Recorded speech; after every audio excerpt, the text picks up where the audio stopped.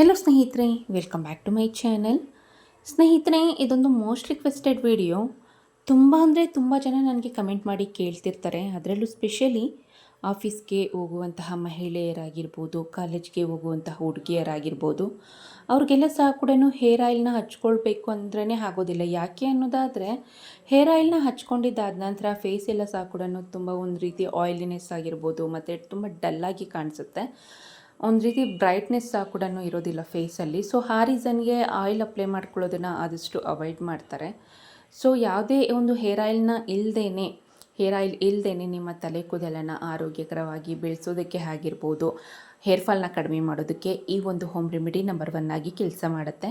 ಮತ್ತು ಏರ್ ಗ್ರೋತ್ಗೂ ಸಹ ಕೂಡ ತುಂಬಾ ಸಹಾಯ ಮಾಡುತ್ತೆ.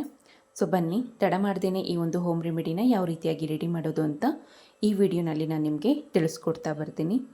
ಈ ಒಂದು ಹೋಮ್ ರೆಮಿಡಿ ರೆಡಿ ಮಾಡೋದಕ್ಕೆ ಮೊದಲನೇದಾಗಿ ನಾನು 1-2 ಟೇಬಲ್ ಸ್ಪೂನ್ ಆಗೋಷ್ಟು ರೈಸ್ ಅಂದರೆ ಅಕ್ಕಿಯನ್ನು 1-2 ಗಂಟೆಗಳ ಕಾಲ ನೆನೆಸಿ ಚೆನ್ನಾಗಿ ಕಿವುಚಿ ಆ ಒಂದು ನೀರನ್ನು ತೆಗೆದುಕೊಂಡಿದ್ದೀನಿ. ಅದೇ ನೀರಿಗೆ 1 ಟೇಬಲ್ ಸ್ಪೂನ್ ಆಗೋಷ್ಟು ಮೆಂತೆಕಾಳನ್ನು ಹಾಕಿ ಸ್ಟವ್ ಮೇಲೆ ಇಟ್ಟು ಚೆನ್ನಾಗಿ ಒಂದು 5 ನಿಮಿಷಗಳ ಕಾಲ ಕುದಿಸ್ಕೊಳ್ತೀನಿ.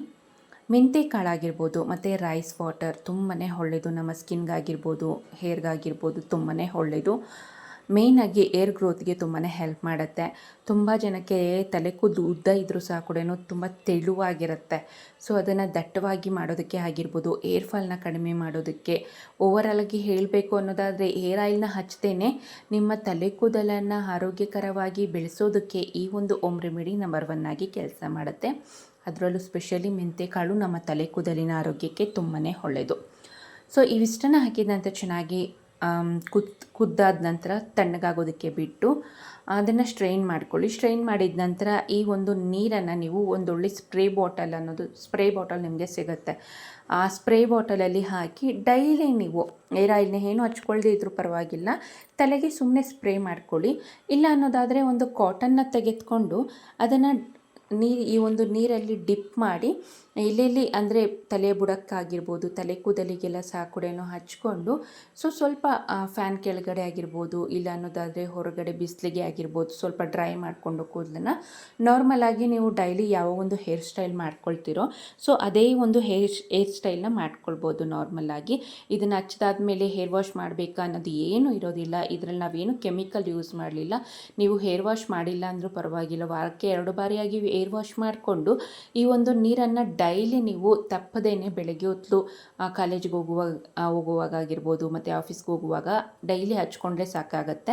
ಸೊ ತುಂಬಾ ಒಳ್ಳೆ ರಿಸಲ್ಟ್ ಕೊಡುತ್ತೆ ಸ್ನೇಹಿತರೆ. ಯಾರ್ಯಾರಿಗೆ ಹೇರ್ ಆಯಿಲ್ನ ಹಚ್ಚದೇ ತಲೆ ಕೂದಲನ್ನು ಆರೋಗ್ಯಕರವಾಗಿ ಬೆಳೆಸ್ಕೊಳ್ಬೇಕು ಮತ್ತು ಹೇರ್ ಫಾಲ್ನ ಕಡಿಮೆ ಮಾಡಬೇಕು ಅಂತ ಆಸೆ ಇರುತ್ತೋ ಸೊ ಅಂಥವರು ಈ ಒಂದು ಮೆಥಡ್ನ ಫಾಲೋ ಮಾಡ್ಬೋದು.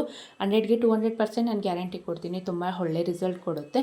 ಸೊ ಒಮ್ಮೆ ಟ್ರೈ ಮಾಡಿ ನೋಡಿ ಯಾವ ರೀತಿಯಾಗಿ ರಿಸಲ್ಟ್ ಬಂತು ಅಂತ ದಯವಿಟ್ಟು ನನಗೆ ಕಮೆಂಟ್ ಸೆಕ್ಷನಲ್ಲಿ ತಿಳಿಸಿ ಅಂತ ಕೇಳ್ಕೊಳ್ತಾ, ಈ ವಿಡಿಯೋ ಇಷ್ಟ ಆದಲ್ಲಿ ಲೈಕ್ ಮಾಡಿ, ಶೇರ್ ಮಾಡಿ. ವಿಡಿಯೋ ನೋಡೋದಕ್ಕಾಗಿ ಧನ್ಯವಾದಗಳು.